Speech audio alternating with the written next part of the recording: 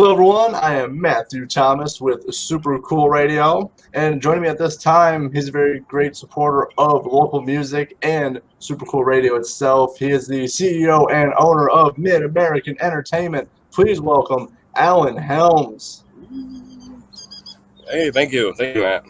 Thanks for having me on the show. Of course, man. Yeah, you helped me set up the Rags and Riches interview. I believe that was in September. I want to say it was September. Yeah. And you're a great supporter of local music, the music scene in general. And thank you so much for this first time actually talking. I know it's digitally, but first time actually talking. Yeah, this is actually my only second interview ever. So. Oh, wow. Yeah, so I'm glad to be on here and appreciate everything that you do for the music scene as well. Yeah, thank you so much. I mean, just love music, and I love talking with people because everyone has a story. It's always cool and unique for every person. Right. Absolutely. So let's start with the fun question before we deep dive into everything. What is one album everyone should listen to in their lifetime? As far as local music, any music? Any music. I'm a huge fan of Shallow Side's new album, Saints and Sinners. Front to back, probably one of the best albums I've heard in the last 10 years. I'm gonna check them out. They came to the Smokestack in Mishawaka at the end of last year. Wasn't able to see it, but I heard it was a killer show. Yeah, those guys are absolutely phenomenal when it comes to their stage presence. All around great guys, and they're actually from down here in Alabama as well. Oh, really? Yeah. That's cool. About an hour from where I'm at right now. Oh, nice. Yeah, I'm gonna have to check them out. I've heard some of their stuff. I mean, I really dig it. Just the way they do it and the charisma they got going on in each song. Yeah, that Saints and Sinners album is really pretty good. Wind's picking up here a little bit. Yes, it is. So everything blowing around. It'll be all right. Yeah, it's at least you can be outdoors. I can't be. I'll be buried in snow. Yeah, it's about 50 degrees down here, so it's pretty nice. Yeah, that's good. Yeah, it's about freezing right now here in Indiana, so I bet you don't miss that. No, not at all. I'm sure in the summertime I'll wish it wasn't quite so hot. All right, so as I've said before, you are a huge supporter of local music. How did you get started in the local music scene? Well, it's kind of complicated, I guess. It really didn't start out to be that way. It started out to be, I just started supporting shows. You know, I started going to, I always went to a lot of shows anyway. I've been to over 700 live shows that I haven't ran, and I've probably done 200 to 250 shows of my own. So, and then it kind of, the more I went to those shows and I saw the local bands that opened up, they always seemed to be the most personable, the easiest to talk to, you know, because they were really grinding. They're really trying to, you know, create fan base. So it kind of just started and blossomed from there. I just went from supporting shows to, and then as I went to more shows and met more people and learned more things, I started seeing a lot of gaps in what local bands do to nationals and trying to figure out a way to kind of help the scene. Yeah, I mean, supporting local music it's super important because that's the future of music. You know, the opening bands, and as you said, they're like some of the nicest people I've ever met. You know, the local and independent bands. Yeah, absolutely. They, you know, they are very absorbent. They listen, they learn. You know, they're still trying to figure out how to add everything together and make it all happen. And they do a really good job at trying to connect with people. That's for sure, especially just and they always look very happy to be there. You know what I mean? Like they're always so happy and nice. It's always really cool just to walk up and just start chatting to them. Yeah, I met so many great friends that I've become really good friends with just by talking to them after the show, either like musicians or like producers or people just being at the show, just making friends at the show who went to the same concert as me. It's really cool. It's a really unique experience when you go to like either just like an all local show or like an independent show. It feels like a different atmosphere. It is, and that's probably one of the most important parts of the business a lot of people don't realize is the friendships and the relationships that you build along the way, and how those connections can not only help you now, but I mean they may, once those people progress and and move up or change positions or roles in the industry, they'll remember you. That is a very good point, and it's just cool seeing people you become friends with, just seeing them climb the ladder higher and higher, and become bigger and bigger. It's just it makes me feel really good, just knowing how they where they started out and where they are now. Yeah, I mean that's one of the things I love about the local scene as well, because you do have an opportunity to see them grow and then to become better and just keep working harder and harder. And yeah, I mean, you get to feel like you're a part of it. That's right, and it really is. I mean, to back up a band, I mean, just it's free to put a post out. That's what I tell people. It's free to post about like a local band you like or an independent band you like. It's free to post. I mean, it doesn't charge you anything to put out some free promotion for them. No, not at all. Like I said, that's originally how I started. I went to so many shows, and I mean, and not even just local shows, but I'm talking Rock on the Range and Louder Than Life, and that's kind of where I got my influence from. Was one of my good friends who owns Minuteman Tickets over in Columbus, Ohio, and they not only do they ticket broker and they sell tickets, but for that event they also they do a whole tailgate party out there, and they also get luxury suites. So you got an option most people wouldn't even get. And I saw people living that American dream and doing something they love to do, and I wanted to at least try to make an effort to do that in my lifetime. And so, how did you get started in promoting in shows and getting involved in the music industry? Anything particular that got you started in that? Well, I did it years ago, actually. I helped manage a band that was really popular in the Fort Wayne area. Well, not necessarily managed, but influenced, I guess. And then I got married. I had kids. I took about a 10-year break, and it started to back up again in about 2016. So that was when I came back from Rock on the Range and decided that I wanted to get back and be more involved in the music. So actively talking to more people, like you said, the production people, sound, lighting, people that work the stage, and then relationships started to form and build, and I became friends with a lot of venue owners and a lot of bands from all over North America, not even in the Midwest. So, and then it just said, hey, I kind of want to, I want to focus on not only teaching these people how to do it right, but I also want to put shows together and give people the opportunity to come play in my area. The teaching is very, I think, underrated aspect of the music industry. Like telling people this is the proper way of doing things, this is the better way of doing things. And I think a lot of people either just miss that or just haven't been exposed to the proper ways of doing things. Oh, it's not really. There's no course or class you can take. Yeah. And there's a lot of people that kind of hold on to knowledge as power, and they don't share things. But I'm a very team-oriented person. I believe that the more educated people can be and the more successful each band can be and the scene can be, then the stronger it will be. Yeah, very true. I mean, you build up people. I mean, just working with you, and you're very open about just the the knowledge you have and how you do things. You're very transparent with stuff, and I really appreciate that. Oh, thank you. I said I've spread that knowledge quite a bit, as much as I possibly can. Even met with the new owners of the Rockstar Lounge, help get some formalities set up and some kind of basic understanding of what to do. Actually contributed to the name change to what it is called today. I helped the Fort Wayne Comedy Club get up and going, all their social media marketing, and set up their sound. He actually went in and ran the board for about 6 months.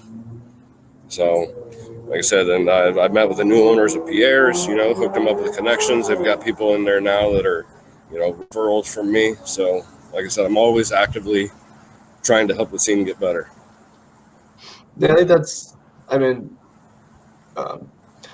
of the best stuff. It's just building the scene for it just gets better and better, and also just helping people out. I mean, not just bands. I know you work with different bands. You're trying to help bands, but as you said, like venue owners too, because the bands need a spot to play. Yeah, I actually worked with Kevin and those guys up there at Smokestack Brew and got them in touch with their connection for putting national acts through there. So it's not even just some local scene. Like I said, I work all over. Yeah, I really appreciate the helping out the Smokestack Brew because I mean I love the concerts they've been putting on, and I know last year there were supposed to be quite a few shows that they were supposed to put on. Unfortunately, obviously did not happen, but I hope they do get rescheduled. Like I really wanted to see the Lonely One show because I haven't seen them before, but I heard they're really good. Yeah, they're really good friends of mine. Actually, I put them on a couple festivals. And I know I was really psyched to see him because I won free tickets anyway. Like so, like I was already like really wanted to go. I was gonna buy tickets and I won them. And I'm like, oh, this is so awesome. And Right? then obviously I heard it's supposed to be in March, and I hope it happens. Yeah, I'm not sure. It looks like a lot of stuff's getting pushed out to August, September. So we'll see. There's still a few going here and there. I'm sure Marty and those guys are itching to get out. Yeah, it's just there's a lot of uncertainty right now, especially with everything going on, and it just yeah. Right?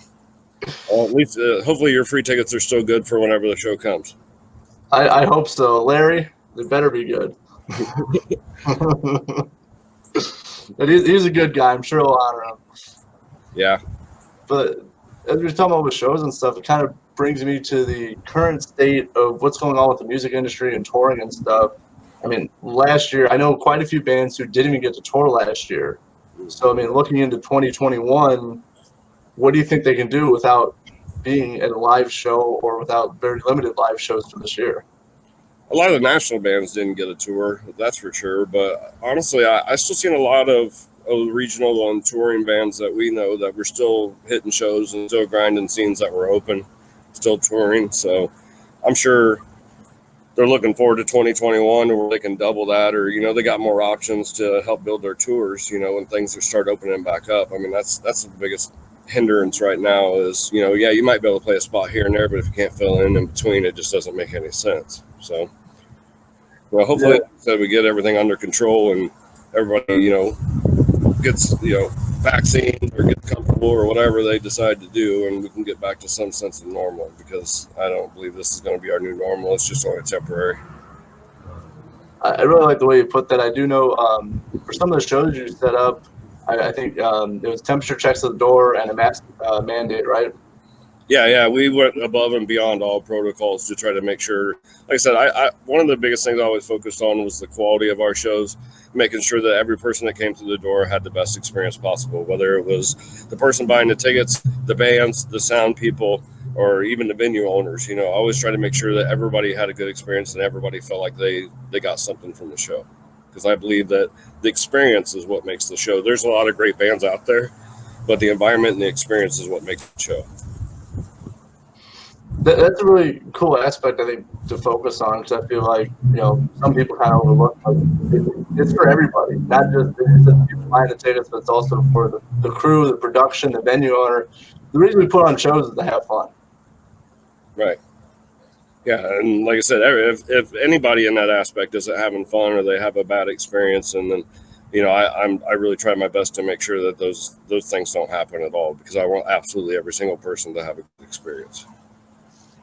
Yeah, it's a great goal to have, and I know that you make good on the shows you set up, and if a show can't happen, I know you're very transparent with what is going on. Or if a band can't make it, you're very transparent with the situations. Yeah, we've only had that happen a couple of times. I'm really adamant about making sure things don't cancel, especially whole shows. We did have an incident where we had a band that they went through a few different venues that were smoking venues, and they were having issues and had to pull out of the show that we were headlining. But even at that, they still stopped in and they dropped off a bunch of autograph stuff and CDs and stuff for us to give away to the people there. So, but yeah, being dependable is an important part to me. If somebody wants to buy tickets for a show and then can't, then that creates unpredictability, and I don't want my customers or my bands or anybody that I book for services to not know if something's going to happen or not going to happen every time they work with me. Yeah, it's very good to be on point and to have things set up and things in place so that people do have trust that this show will happen, or I can trust this person to make it right. And I think you do a very good job with that. So I try. Thank you. So, and I got some interesting. I know you know a lot of bands, so I'm kind of curious. So for everyone watching and listening, what are some cool local independent bands that you know that people should check out? Well, obviously one of them is OLC. I don't know Favorite? if you guys have heard them before. They're out of Fort Wayne, Indiana. They're amazing, great group of guys. Uh, really energetic shows. It's always a surprise. It's never the same. It's kind of a punkish rock kind of. They go all over the place. They can switch instruments. They switch positions in the band. They'll pull out saxophones. I mean, you name it. And like I said, it's a really entertaining show. Those guys are great. Um, Normandy out of Indianapolis is probably one of my favorites. I discovered those guys probably 3 or 4 years ago and ran them on a tour out through Wisconsin, through Chicago and back. Those guys are really good too. As far as quality, one of their albums is still one of my favorite albums. They have their most popular songs. They've got a 2.5 minute intro into it. It's its own song. So that album's very up and down, very good. Shoot, I mean, there's just so many. See This Through from up there in your area. Those guys were good. Yes, they are. Yeah. Gravel Switch out of Kentucky. That's probably one of my favorites. I put them on a Battle of the Bands last 2019, and they took first place. And Rags and Riches took second place on that one. Yeah, I saw that. Yeah, I was checking out because you would occasionally send me like, hey, I'm looking, I'm booking this person. You should check their music out, and it was always you always pick quality. You have picked quality acts when you put shows together. Yeah, when you see the kind of volume of bands that I do, it's not really hard to spot people that have got it. Not only necessarily the quality acts, but they got all their merchandise together. They've got all their people in place. They're used to touring. They're really kind of stepping up their level, and you can see them. They're already moving through those levels. So I can definitely spot those bands, and most of them are really awesome to work with. Some of them, they can be really flexible with the booking schedule, or if they're just trying to fill a date. I mean, I probably meet a new band at least every week. I mean, it's really cool. It's always awesome, at least for me, when I discover new music, especially just local and independent music too. Just when you discover new music, I always find it a fun experience and a fun time listening to it. Yeah, I just out of pure chance, I happened to meet that Year of the Locust out of New York. Those guys were a great group of guys. They were touring through Fort Wayne, and they just needed a place to crash. So we ended up going to the show and watching the show there. And when they played what used to be called the Glory Hub, so they played there with the Zealots. The Zealots is a really, really great band. That if you haven't heard them, you should check them out. But yeah, both those guys come and crashed in the basement of my AR director's house, and that was it. That bond was formed. So every time they come back, or anytime that they're in the area, they definitely let us know. I mean, it's just cool, as you said, forming bonds with bands, either just hanging out with them or having them crash in your basement or whatever. I mean, it's always cool, and especially the bands that are like really flexible. It's really nice to meet. I mean, there's always the bands I gravitate towards. Yeah, it's kind of like Scream at the Sky. That band that we booked out of Texas, and Brian's a really awesome guy. They were really friendly, really cool. Of course, he had some national act experience in Dead Horse Trauma, but they don't forget you. Even when I'm moving down here, they're like, hey, if you get anything available, or dude, we'll come. So yeah, once you build that bond, it usually follows you. Yeah, and especially no matter where you go, there's always music venues, there's always places to play music, and bands are always looking for either new places to play or places they have not played yet. Right. Yep, absolutely. And they got a lot of nice options and venues down here. So excited. Like I said, I just got here, but I'm excited to see. I already went out and met some sound people and did some PR last night. So I'm already got that ball rolling. Yeah, I saw. I didn't remember the place you showed pictures. I saw them. Where is that really cool venue? I can't remember the name of it, but Mars Music. I think so. Yeah, it looked like a trip being in there. So basically, it's like part of a coliseum. It's called the Von Braun Center, and it's where all the national hockey, their hockey team here plays, and they do all their events like you would find in Fort Wayne at the Memorial Coliseum. And all through one of the hallways, they've got a huge room on one side, and then that great big music hall on the other side. And they bring a lot of national acts in there, but they have local Fridays, so they have local bands come in and play on Fridays. That sounds really cool. Yeah, that stage is probably 40 or 50 feet wide by 80 to 90 feet long. Wow. Yeah, it was huge. So it holds like, I think, 2,500 or 2,000 people in that room. That's really impressive. I saw the picture I think you posted last night, and it looks really awesome, honestly. And I think it's a great spot, and especially to do local music on Fridays. Great opportunity for the bands down there. Yep, absolutely. So, like you said, those places are all over North America. I've had the opportunity to work with and meet a lot of bands and work with them in different venues all over the Midwest, and I'm looking forward to doing that down here in the southern states now. Yeah, it's really awesome. Just wherever you go, that you're helping build music and make bonds with the music venues down there, just so they can put on, more shows, better shows, and have your connections, your bands that play music. And I also learn a lot too. Every environment's different, and how they do things in different places you can learn from, and even just difference in personalities from people. You can learn a lot from people and how they handle things or their different perspective on things. So I enjoy that part of it too, and I look forward to seeing what I can learn down here. Yeah, learning's a big thing. Especially I learn every day. If you're not learning something a day, once a day, or at least one thing that what did you do today? So that's why I'm always learning. I love learning. Especially just new, unique, and different things. I always love learning it. Especially, I've told people this, that you can either learn how to do something from somebody, or you can learn what not to do from somebody too. Right. Yeah. Sometimes learning doesn't necessarily have to be that you're going to pick up that habit. It can also mean that you can take value in what they're doing wrong and how it affects other people, and make sure you don't make the same mistakes. Yes, very good point. If you see, how not to do something, just like, I know what not to do. I'm going to do the opposite, or avoid doing that in general. And, you learn and you build as a person. Yeah, and that's kind of one of the steps we took during the first start of this whole pandemic thing, when we went and bought our temperature checkers and went above and beyond, because obviously that sense of security is one of the key points that's going to keep somebody from coming to a show. So I wanted to make sure that we took all steps and actions that we possibly could, even though other people weren't, or even though it wasn't required, because I know that sense of security could make a difference whether somebody would or wouldn't come to a show. And that's just smart business too.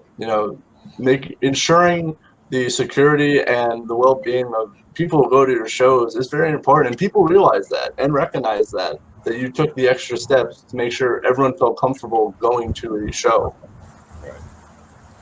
Yeah, like I said, I always believe that if you start with the basic fundamentals and focus on them, and make sure, like I said, that everybody there's, feeling safe and secure and having a great time, and then everything build from that foundation up.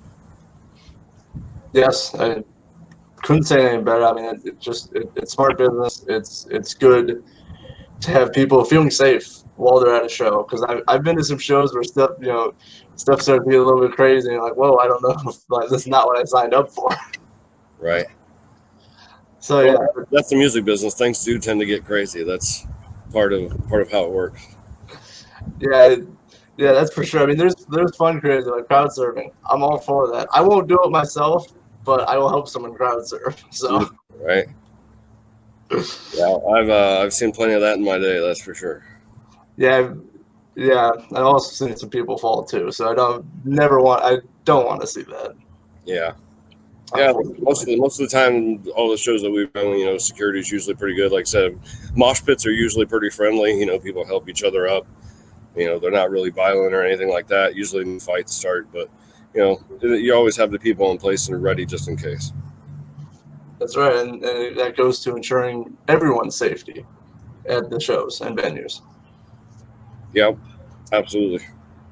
No, and I got something interesting for you because I know you work with a lot of bands, and production and venues and everything. So, what are some advice for like up and coming bands looking to expand their reach and their growth?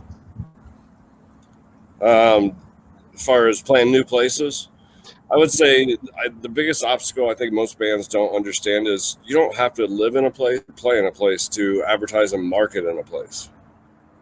There's probably one of the things I teach most of the bands that I work with is find the area that you want to go, find venues that are playing shows that you play at, and go to those shows, go to their events, or go to even their Facebook page where people have liked what they're posting or whatever, and start messaging those people.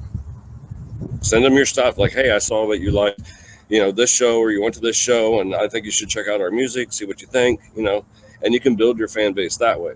You can also network with the other bands in that area. That's probably another key point that you need to do, is build relationships with bands in that area. Like, hey, we would love to come play a show there. You can come play a show here. You can trade shows or, work something out.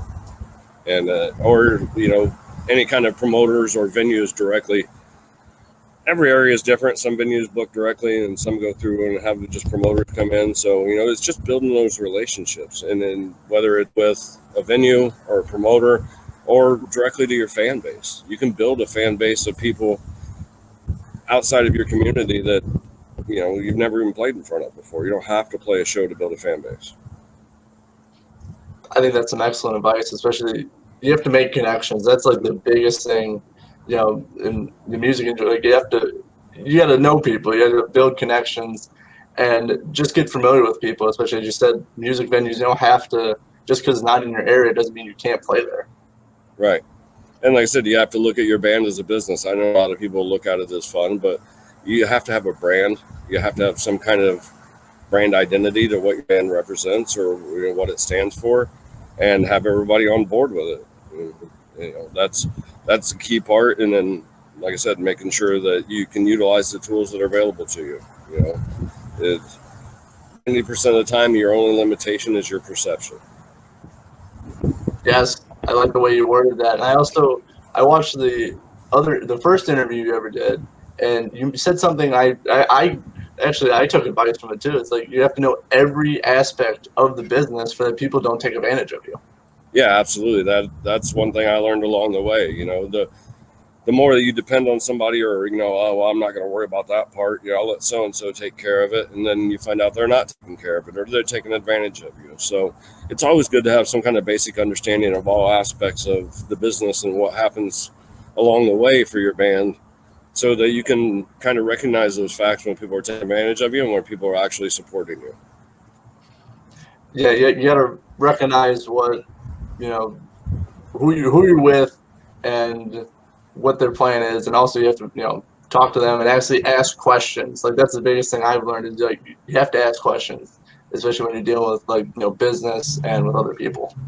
And I said, a lot of bands don't look at it as a business. If hey, we got to go here and play, and you're going to play on this show, and let's say there's a national act headline, and they're just all excited, and they don't ask those questions. Then they get there and they have a bad experience, or they didn't get what they were told they were going to get, or your set time wasn't as long as it was supposed to be, and those are things that happens when you don't take the time to investigate who you're making this agreement with or what's actually going on. Yeah, very true. You have to know who you're dealing with and actually talk to them. And so, and as you said, you have to know. People see it as fun, and people see it as a good time with music. And I think a lot of people see it that a lot of people see it as that. But you also have to know that it is a business being in a band too. Yeah, absolutely. I mean, if you really wanted your band to turn into a national act or turn into a touring act or something like that, you definitely have to treat it as a business.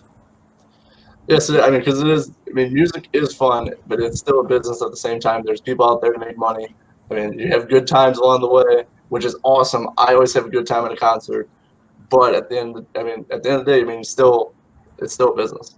That's what makes all the work worth it, though. I mean, and that's what makes learning all those parts of the business worth it is, the fun that you can still have and the creativity of the music that you can do. Yes, I mean, that is a great way to put it. Because I mean, music, I think it builds relationships. It makes friends through music. I mean, it's a very powerful tool.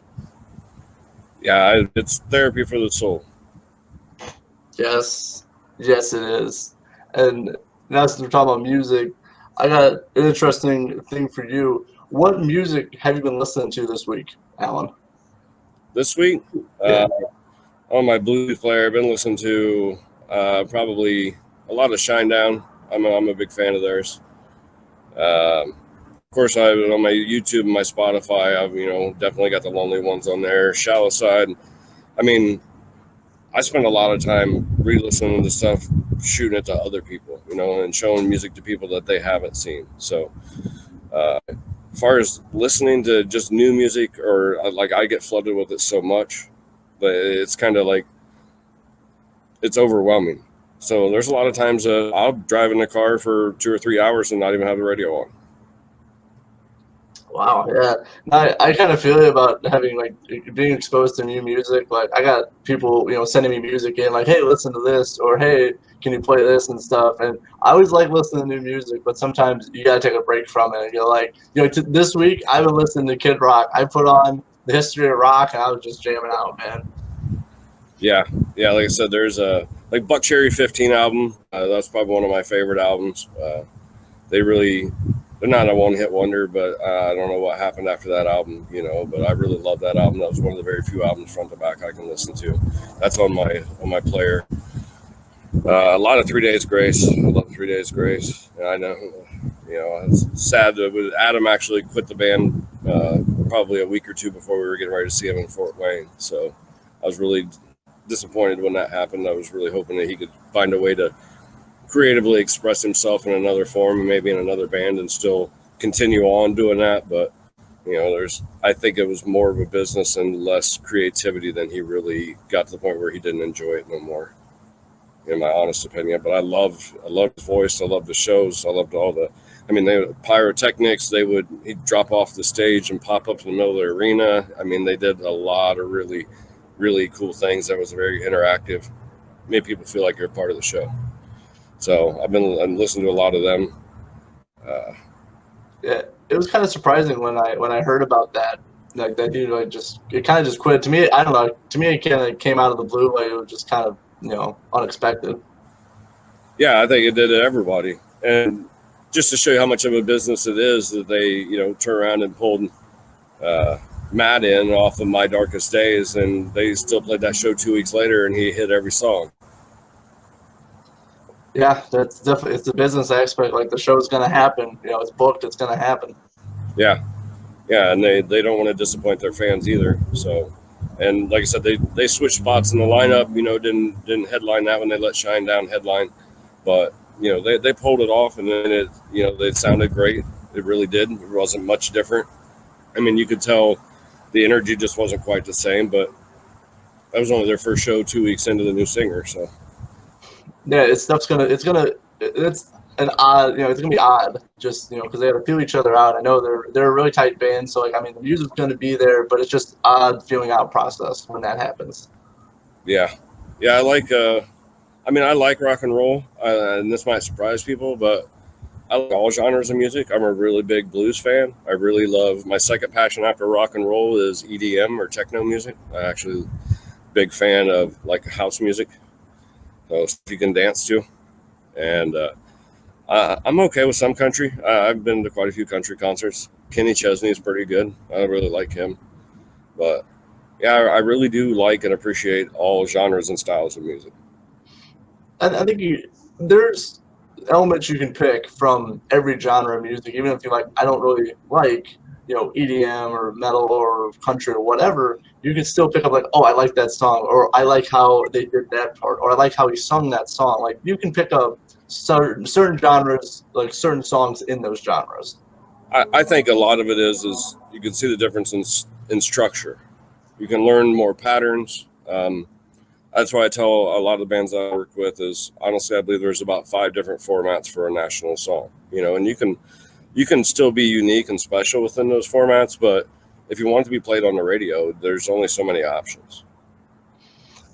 Yeah, I mean, unfortunately, like I mean, that's what the radio gravitate towards is kind of certain structures. I mean, you can still be unique and have your own style, but you still have to follow and fall into those certain kind of structures, as you And said. that's why, people hate Five Finger Death Punch, because they know that, and they've taken that structure and repeated it and repeated it and repeated it. But, you can be as mad as you want about it and be a millionaire, or you can fight it all day and still be struggling.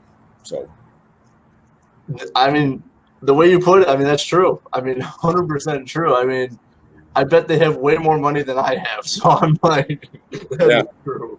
Yeah, you can repeat that all you want. If you're selling tickets nonstop and people are loving your shows, you're always going to have somebody that's not going to like what you're doing. That's just how it is. But like I said, that comes with building your brand identity and, making sure that everybody in the band's happy with that identity and your goals and where you're heading, because you don't want people to get unsatisfied halfway through it and walk out and start over. And, sometimes bringing in new members is hard, trying to get them on board or trying to find people that has all the right qualifications for what you need. Yeah, and I've talked to some bands where they don't necessarily have a goal in mind. I mean, I feel like you have to set some goals of like, oh, we want to do this, we want to do this. Like, you have to have some idea of where you're going. Yeah.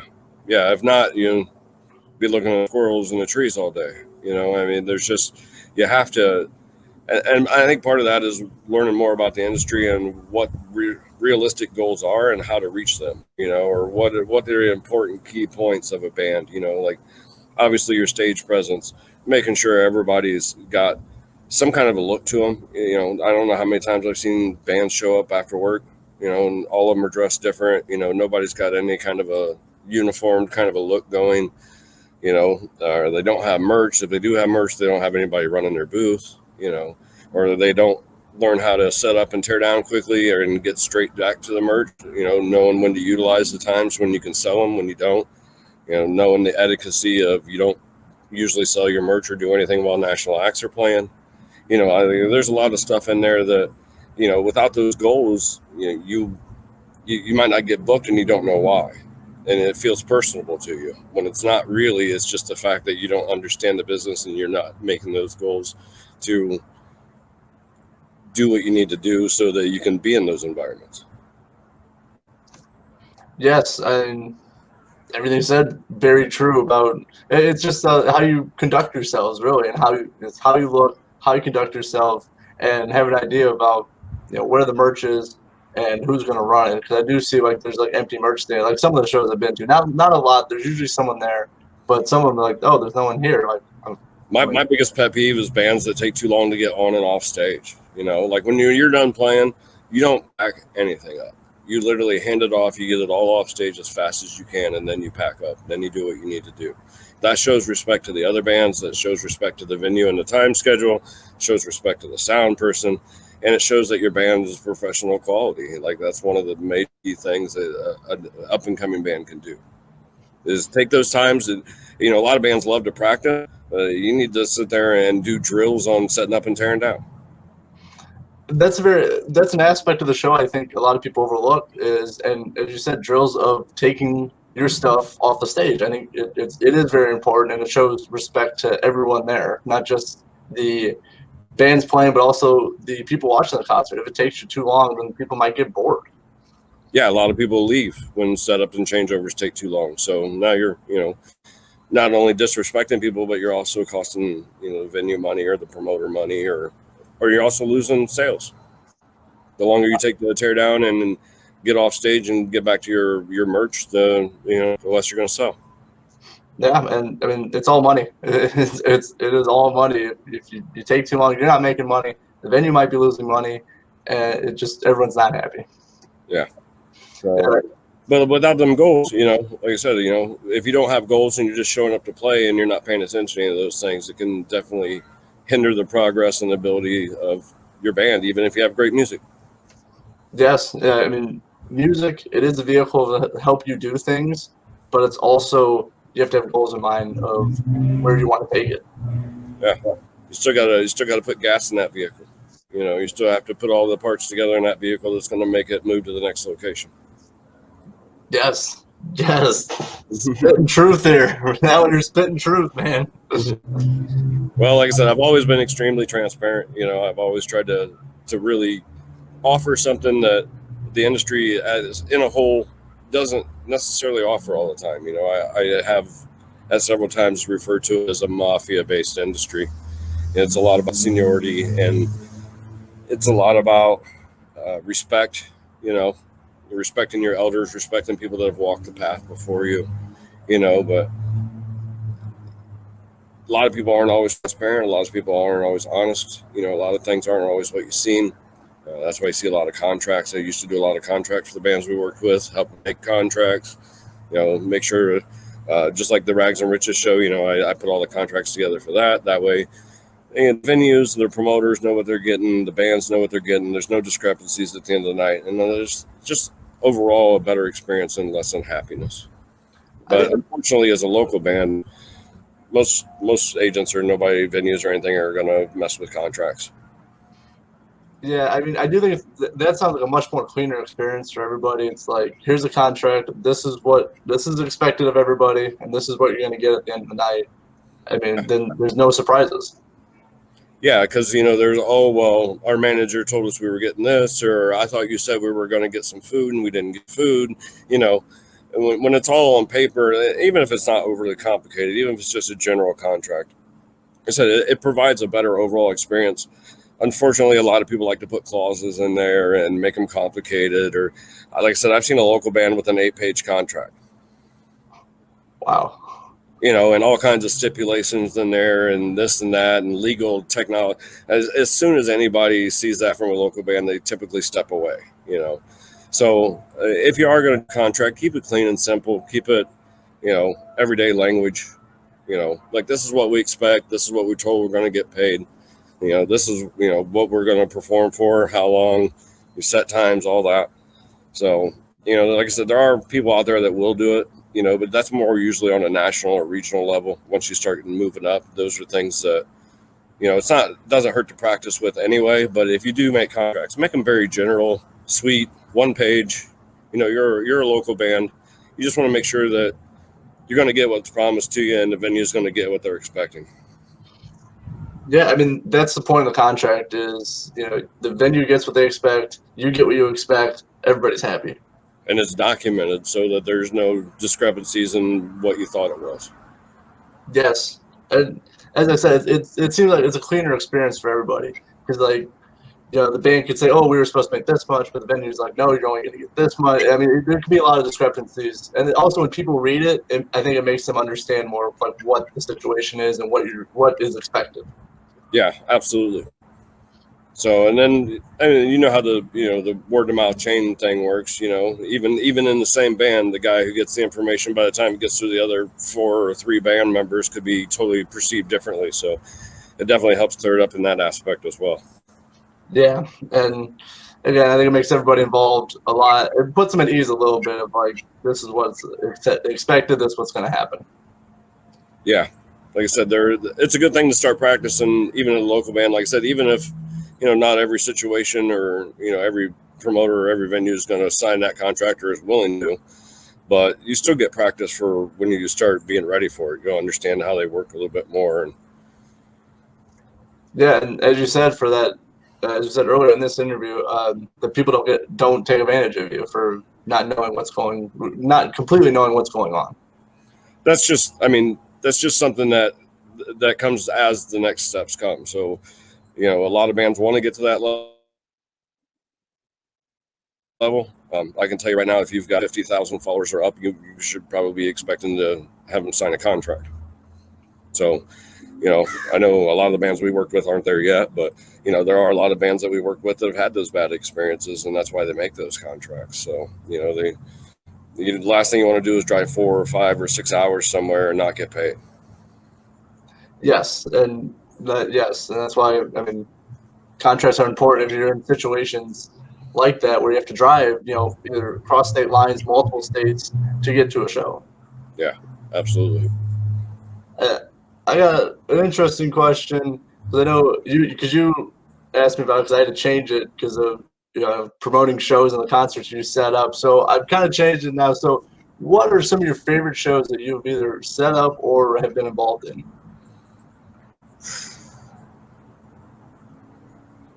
Yeah, that one's, like I said, I love them all. Honestly, that's the hard part, and I think that's why. But I really can't remember the first show I ever done. Honestly, That was what I was going to ask you. So, yeah, I know you were, and like I said, that was over 5 years, and like I said, probably 250 shows ago. So I really can't even remember.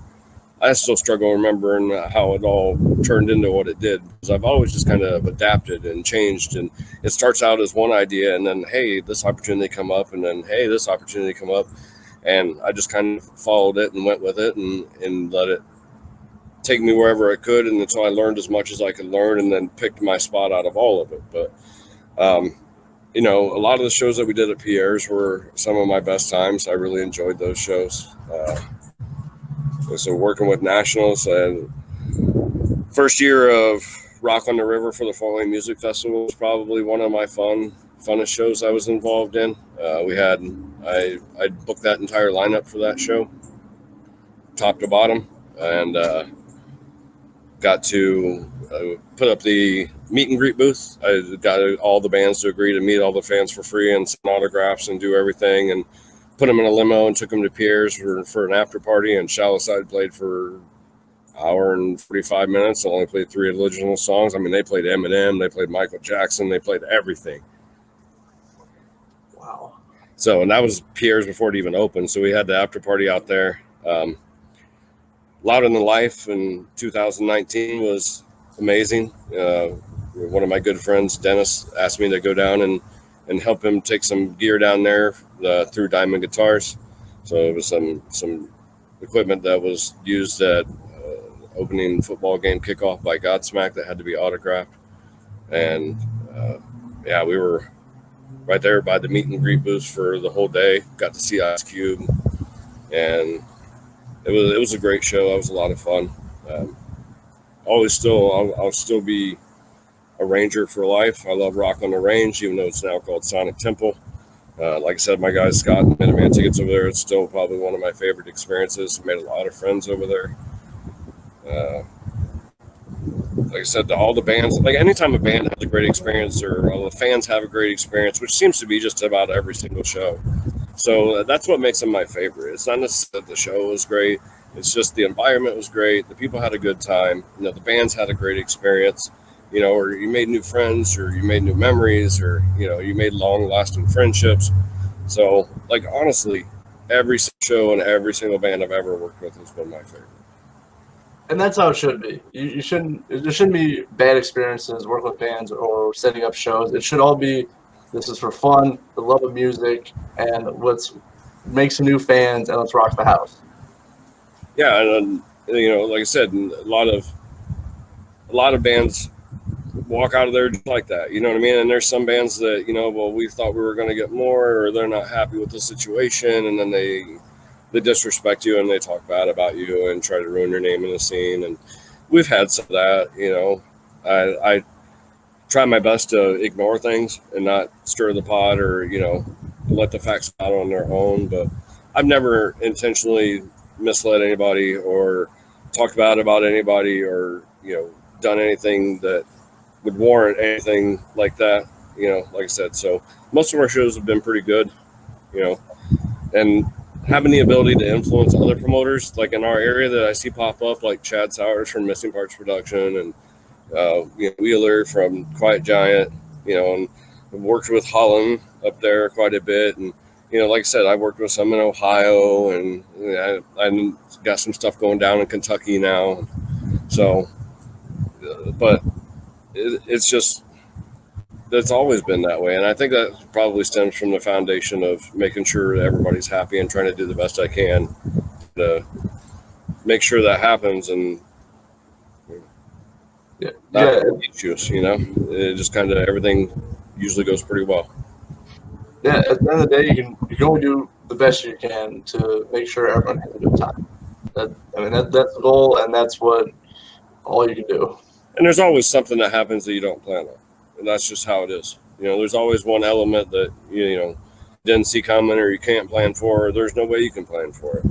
So, you know, how to handle it in a professional manner and minimize the impact that it makes on others is, about the best you can do. There's a lot of stories and a lot of things that a lot of people don't know, and there's reasons for that. They don't always have to see the negative things that happen, and I will make sure that, if I can keep it from impacting them, even if it's something that happens at a show that's not necessarily positive, they don't know the difference.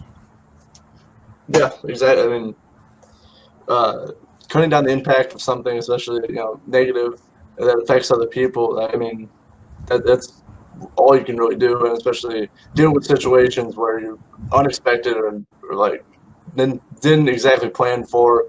That's all you can. That's all you can do. That's life. I mean, that's life. That's not just setting up concerts. That's life itself. Yeah, absolutely.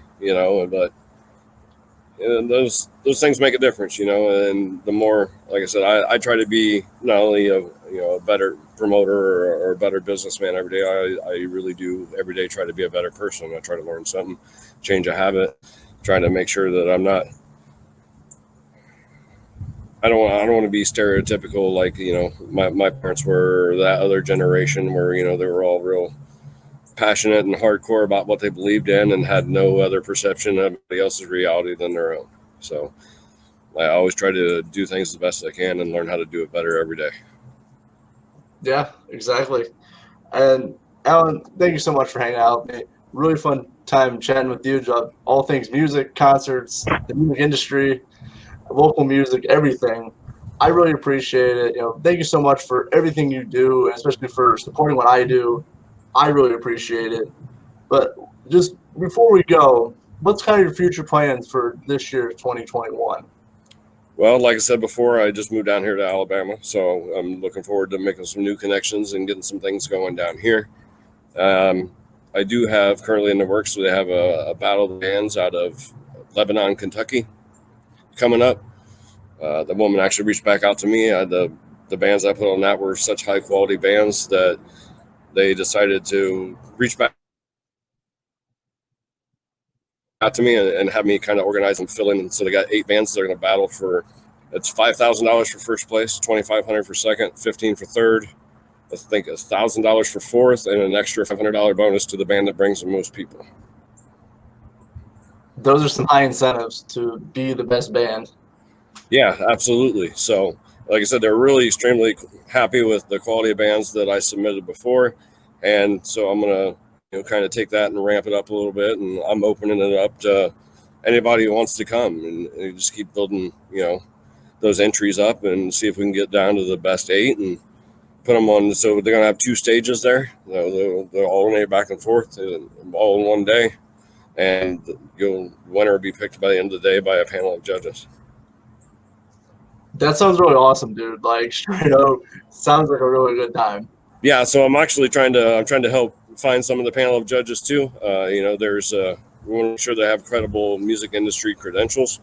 I feel it'd be really important to at least try to have, because they're doing different genres too. So it doesn't have to just be rock and roll. It could be kind of like pop music, or it could be like Southern rock is pretty popular down in the Kentucky area. So that's another genre. But having a judge that kind of represents different genres, and also maybe like a booking agent status, or somebody that can not only going to win, not only are they well knowledge, but you may possibly get a lot more bookings out of it.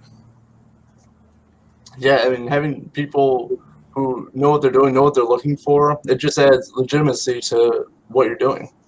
Yeah, and they're pulling on some sponsors, some big name sponsors, but it's a Miami County Fairgrounds down in Lebanon. Got a really extensive budget. They've done like a battle of the bands there for their ham festival, I think, for 51 years. So they're not really even concerned about making a profit. They just really, after the 2020 year and everything that happened, they want to make sure that they can reestablish their legitimacy and having music there, and a demand for people to want to come. So they're willing to fork out the budget and make it happen, and they've already set those terms. So it doesn't matter ticket sales, it doesn't matter if how many band entries or anything like that. So those payouts are guaranteed. And that sounds really cool. And I bands want to be part of that. I mean, it just sounds so cool. Like, just for me, just hearing about this, because I mean, Battle of the Bands is all like I never really been to a true Battle of the Bands, but I know I would do like a Battle of the Bands when I had my show, and like for first place to get airtime on my show, and I always thought that was a really neat and cool concept. Yeah, I mean, it depends on how it's done. There's been a lot of bad experiences doing it. Sometimes it makes bands compete against each other, or not like a band because they beat you out, or it can create animosity sometimes. But like I said, I think in general the scene's getting a lot more professional now, and they understand that it's not necessarily that a band's got more quality or something better. Everybody's just got their own market, and everybody's got their own opinion. So like I said, I think that comes down to the judges and trying to be able to make sure that we can get a good variety of perception on the panel. So Yes, actively trying to be involved with that as I possibly can. Obviously, the fairgrounds down there, they have their own board. One of the leaders of the board actually reached back out to me, and like I said, she asked me to help get entry submissions through the quality bands. So they'll kind of funnel through me, and like I said, there's some bands up there from your area. I've got them from Indiana and Ohio, and I think we got a couple out in Pennsylvania. I've got all kinds of people interested. So they're still working on those details. Should be finalizing out in the next 10 days. So, but it's going to be on June 5th, 2020 in Lebanon, Kentucky at the Miami County Fairgrounds. Awesome. Yeah, make sure to check that out because it sounds like a really cool. I'm curious to see what bands that are going to be in it and involved. So thank you so much. We got a lot of bands that are moving up into the touring scene that are applying for it. So I mean we're going to have some high quality bands, and then that's one good thing is about that kind of a payout. You're going to pull in some top notch quality bands, and it's going to be a really good competition, and I can't wait to see how it turns out.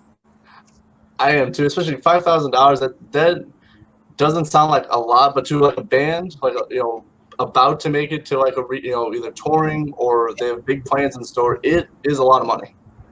Yeah, a $5,000 first place prize is actually triple what the last Battle of the Bands that they did for the Ham Days Festival was. So I think it was $1,000, but they've actually added some really good incentives. It's a really great opportunity. Like I said, you're talking a $10,500 payout total that they're doing between all the different tiers of the band. Bands, including the band that brings the most people. So, but if you go over the Mid-American Entertainment page, like I said, we'll have more information on that coming up hopefully here in the next 7 to 10 days. And you just follow us on Facebook. And like I said, when we put that link up, we'll make sure to send you guys in the right direction to be considered to battle for it. Yes, make sure to check out Mid-American Entertainment. They are on Facebook, Instagram. I think you have a TikTok too. I'm pretty sure you're on there too. TikTok, YouTube. Yep. We got pretty much all platforms covered. So anywhere that you can type us in, you should be able to find us. Yeah, make sure to check out Mid-American Entertainment. As I said, they got a really cool Battle of the Bands going on, and they help build relationships not only with bands but also venue owners, concerts, everything, and also helping up and coming bands as well. So make sure to check out Mid-American Entertainment. Yeah, we'd be absolutely glad to answer any questions you might have in Messenger or any kind of guidance that we can give you. Feel free. And like I said, if we have any bookings available, even though we don't book or live in certain areas anymore, we still have bookings all over. So yes, that's a very big thing. A lot of connections, a lot of relationships. So even if he's in another state, he can still help you out maybe. Yep. Networking never stops. That's right. So Alan, thank you so much for being on Super Cool Radio. Had a really fun time actually getting down. I know this is digitally, but really great time sitting down and chatting with you. I really appreciate you asking me to do it, man. And like I said, I really commend you on all the progress that you've made and how you've constantly grown yourself and stepped up, and now you're all the way up to interviewing on live chat. So congratulations, and thank you again for having me.